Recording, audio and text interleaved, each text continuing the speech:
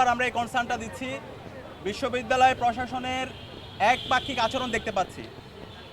আমাদের এই বিশ্ববিদ্যালয়ের শিক্ষক রাজনীতি আছে এবং এই শিক্ষক রাজনীতিতে একটা নির্দিষ্ট দল সেই শিক্ষক রাজনীতি এবং সব কিছু তারা কন্ট্রোল করে। এবং বিশ্ববিদ্যালয় প্রশাসন যদি আমরা দেখি, বিশ্ববিদ্যালয় এখন হল প্রভোস্ট থেকে শুরু করে পুরো অ্যাডমিনিস্ট্রেশনে একটা দলের রিপ্রেজেন্ট করে।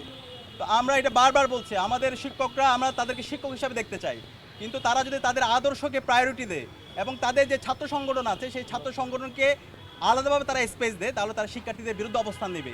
ইতিমধ্যে যে সময়টা গিয়েছে সেই সময়গুলো দেখে আমরা খুব উদ্বিগ্ন। অনেক আচরণবিধি লঙ্ঘন হয়েছে এবং একটু আগে যে বিষয়টা বলা হয়েছে, এই যে রাত বিরাতে বিভিন্ন ধরনের বিজ্ঞপ্তি দেওয়া হচ্ছে এবং সেই বিজ্ঞপ্তির কোনো ক্লারিফিকেশন নাই। আমরা যখন জিজ্ঞেস করি যে বিজ্ঞপ্তিটি দিয়েছেন সেই বিজ্ঞপ্তি ক্লারিফিকেশন দেন, বলে যে না এখন কোনো প্রচারণা করার জন্য, এর আগে বলা হচ্ছিল। কিন্তু যখন একটা ছাত্র সংগঠন প্রচারণা শুরু করছে তখন বলতেছে না তোমরা এইভাবে করতে পারবা। তো মনে হচ্ছে ওই ছাত্র সংগঠন যেভাবে কোনো কিছুকে ডিফাইন করতেছে ওইভাবে সব কিছু সেট হচ্ছে। তো এইভাবে যদি চলতে থাকে আলটিমেটলি লেভেল প্লেয়িং ফিল্ডের যে কথা বলছি সেটা নিশ্চিত করা অনেক কঠিন হয়ে যাবে। তা আমরা অনুরোধ করবো বিশ্ববিদ্যালয়ের শিক্ষক, তারা আমাদের শ্রদ্ধাভাজন, তারা যেন শিক্ষক সুলভ আচরণ করে।